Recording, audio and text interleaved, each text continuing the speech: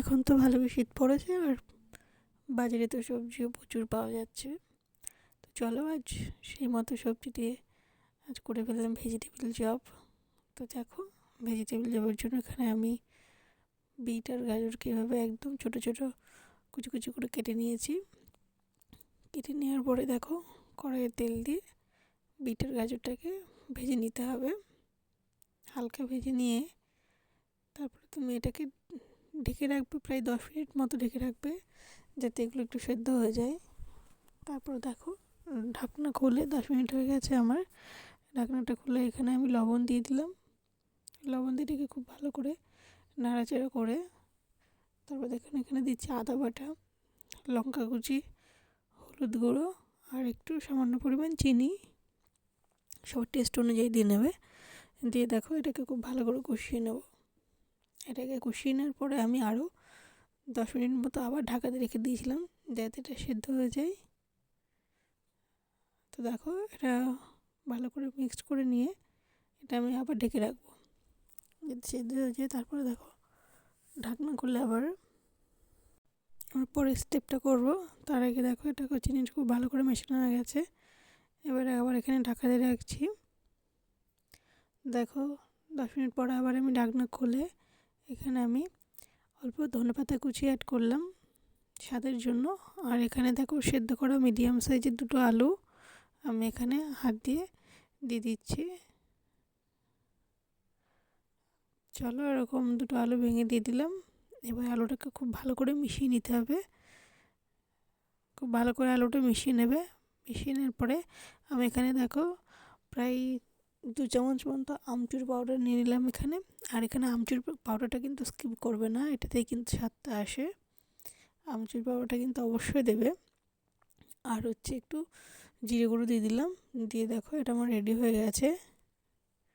Ready হয়ে যাওয়ার পরে আমি একটা পাত্রে নামিয়ে ওটা ঠান্ডা হতে দিয়েছি।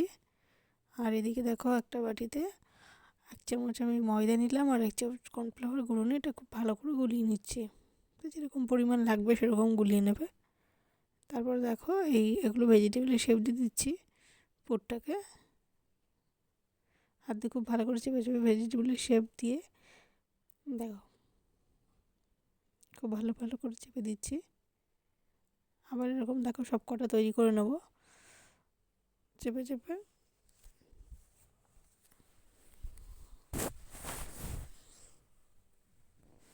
দেখো, আমার শেপগুলো সব রেডি হয়ে গেছে। রেডি হয়ে যাওয়ার পরে দেখো, যে ব্যাটারটা গুলিয়েছিলাম সেই ব্যাটারটাতে দেবো। দেখো, এখানে 2টো চামচই ব্যবহার করে, 1টা চামচ ব্যবহার করবে না, তাহলে কিন্তু অসুবিধা হবে। ব্যাস এরকম করে ব্যাটারটা খুব ভালো করে ঝরিয়ে ব্রেড ক্রাম্বসে দিয়ে দেবো।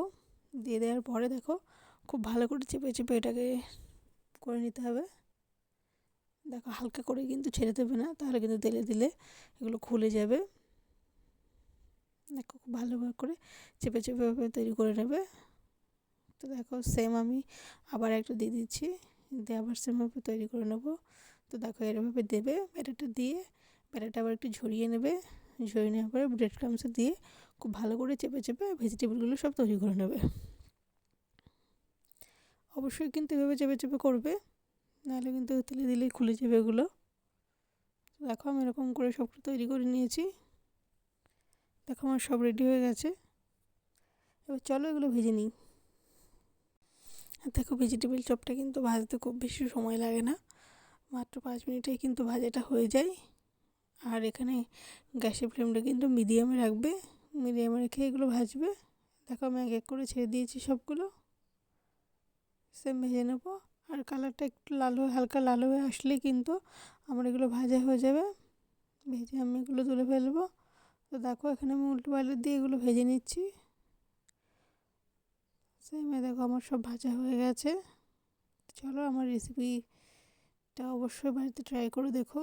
শীতের সন্ধ্যাবেলায় তো দারুণ, শীতের সন্ধ্যা জন্মে উঠবে যে দিয়ে ভেজিটেবল চপ করো। আর রেসিপিটা ভালো লাগলে অবশ্যই লাইক করো, কমেন্টে বলো কেমন হয়েছে। আর চ্যানেলটাকে সাবস্ক্রাইব করে দিও। আর সকলেই ভালো থেকো। তো টাটা। চলো, দেখা হচ্ছে নেক্সট কোনো রেসিপি নিয়ে। টাটা।